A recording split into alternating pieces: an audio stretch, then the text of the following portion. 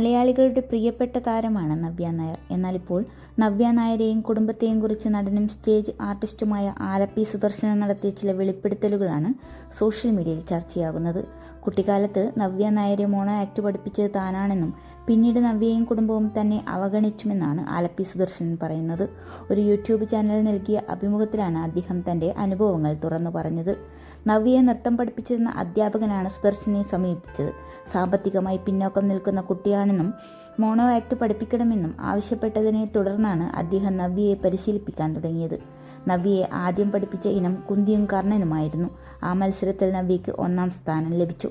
പിന്നീട് നവ്യ സിനിമയിലെത്തിയപ്പോഴും തങ്ങളുടെ ഇടയിലെ ബന്ധം തുടർന്നുവെന്നും സുദർശൻ പറയുന്നു. ഇഷ്ടം സിനിമയുടെ ഷൂട്ടിങ്ങിന് പോകുമ്പോൾ നവ്യ തന്നെ വന്ന് അനുഗ്രഹം വാങ്ങിയാണ് പോയതെന്നും അദ്ദേഹം പറയുന്നു.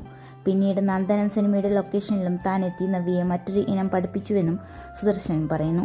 ആ മത്സരത്തിലും നവ്യയ്ക്ക് സംസ്ഥാന തലത്തിൽ 1ാം സ്ഥാനം ലഭിച്ചുവെന്നാണ് അദ്ദേഹത്തിന്റെ വെളിപ്പെടുത്തൽ. എന്നാൽ പിന്നീട് തനിക്ക് നേരിടേണ്ടി വന്ന ചില അനുഭവങ്ങളാണ് ഏറെ വേദനിപ്പിച്ചതെന്ന് സുദർശൻ പറയുന്നു. മത്സരങ്ങളിൽ 1ാം സ്ഥാനം ലഭിച്ചപ്പോൾ ഒരു വസ്ത്രം വാങ്ങിത്തരണമെന്നാവശ്യപ്പെട്ടിട്ടും പണമില്ലെന്ന് പറഞ്ഞ് തന്നെ ഒഴിവാക്കിയെന്നാണ് അദ്ദേഹത്തിന്റെ ആരോപണം. അതിലും വേദനിപ്പിച്ച മറ്റൊരു അനുഭവവും അദ്ദേഹം പങ്കുവച്ചു.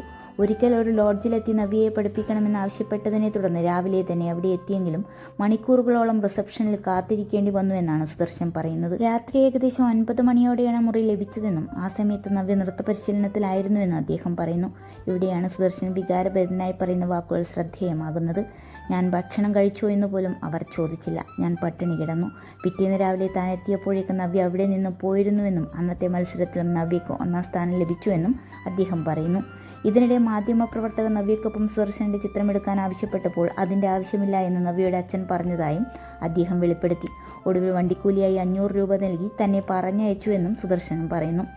ആ കുട്ടിയുടെ കലാജീവിതത്തിന്റെ തുടക്കത്തിൽ താനും ചെറിയൊരു പങ്കുവഹിച്ചിരുന്നു എന്ന അഭിമാനത്തിനൊപ്പം പിന്നീട് തനിക്ക് നേരിടേണ്ടി വന്ന അവഗണനയുടെ വേദനയും ആലപ്പി സുദർശൻ തന്റെ അഭിമുഖത്തിലൂടെ തുറന്നു പറയുകയാണ്. അതേസമയം ഇവയെല്ലാം ആലപ്പി സുദർശൻ അഭിമുഖത്തിൽ ഉന്നയിച്ച ആരോപണങ്ങളും അനുഭവ വിവരണങ്ങളുമാണ്. അദ്ദേഹത്തിന്റെ ആരോപണങ്ങളോട് നവ്യ നായരുടെയോ കുടുംബത്തിന്റെയോ പ്രതികരണം ലഭ്യമായിട്ടില്ല. ഈ സംഭവത്തെക്കുറിച്ച് നിങ്ങൾക്ക് എന്താണ് പറയാനുള്ളത്? നിങ്ങളുടെ അഭിപ്രായം കമന്റ് ചെയ്യൂ.